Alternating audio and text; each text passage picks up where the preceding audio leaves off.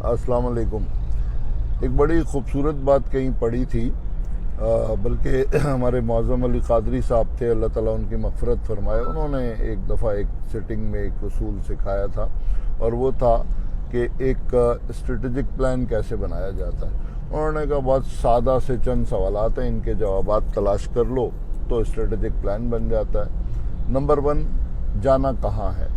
बिल्कुल crystal clear वाज़े हो जाओ कि क्या हदफ है, क्या चीज़ है जिसको अचीव करना और हासिल करना है। नंबर 2, इस वक्त कहाँ खड़े हुए हो, इसको भी अच्छी तरह समझ लो। जिस भी काम में कहीं ट्रैवलिंग है तो उसके अंदर इस वक्त कहाँ खड़े हुए हो। नंबर 3 ये कि यहाँ से वहाँ तक कैसे पहुँचोगे, कैसे जा सकते हो, क्या वसाइल चाहिए, क्या रुकावटें आ सकती हैं, क्या इश्यूज़ हैं, क्या मसाइल हैं हो सकते हैं, क्या प्लस कितने रिसोर्सेज चाहिए, इसको प्लान कर लो, सोच लो।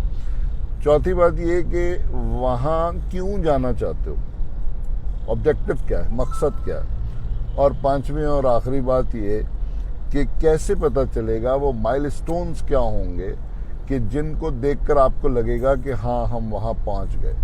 तो कहाँ जाना है, इस वक्त कहाँ है, यहाँ से वहाँ तक कैसे पहुँचेंगे, क्यों जाना चाहते हैं, और आखिरी बात ये कि पता कैसे चलेगा कि आप वहाँ पहुँच गए। उसकी अलामतें पहले से तय कर लो। ये सब तय कर लो तो तुम्हारा एक बहुत भरपूर सा स्ट्रेटजिक प्लान बन जाएगा, जो तुम्हें इंशाल्लाह कामयाबी तक पहुँचा देगा। अस्सलाम वालेकुम।